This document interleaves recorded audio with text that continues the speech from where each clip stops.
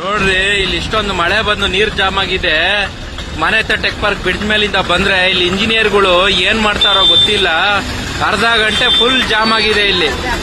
ಮನೆ ಹತ್ರ tech park ಮೇಲಿಂದ ಬಂದ್ರೆ ವೀರನ್ಪಳ್ಳಿ ಡೌನ್ ಇಳಿಯೋ ಜಾಗದಲ್ಲಿ ಅರ್ಧ ಮುಕ್ಕಾಲು ಗಂಟೆಯಿಂದ ಜಾಮ್ ಆಗಿದೆ. ನೋಡ್ರಿ ಎಷ್ಟು ಜಾಮ್ ಆಗಿದೆ ಅಂದ್ರೆ ಫುಲ್ ಜಾಮ್ ಆಗಿದೆ. ಇಷ್ಟು ನೀರು ನಿಂತಿದೆ, ಗಾಡಿಗಳು ಹೆಂಗ್ ಹೋಗ್ತವೆ.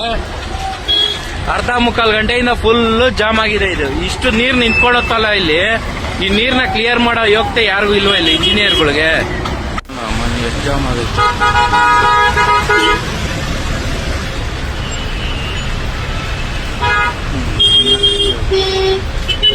ಕಿಲೋಮೀಟರ್ ಗಟ್ಲೆ ಹೋಗಿದೆ ಜಾಮು. ಎಷ್ಟು ದೂರ ಆಗೋಯ್ತು ನೋಡ್ರಿ.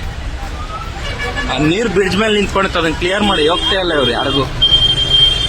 ಸುಮ್ನೆ ಬ್ರಿಡ್ಜ್ ಮಾಡಿ ಬಿಟ್ಬಿಟ್ಟವ್ರೆ. ನೆಲದ ಮೇಲ ಹೋಗ್ಬೋದು ಅದ್ರ ಬದಲು.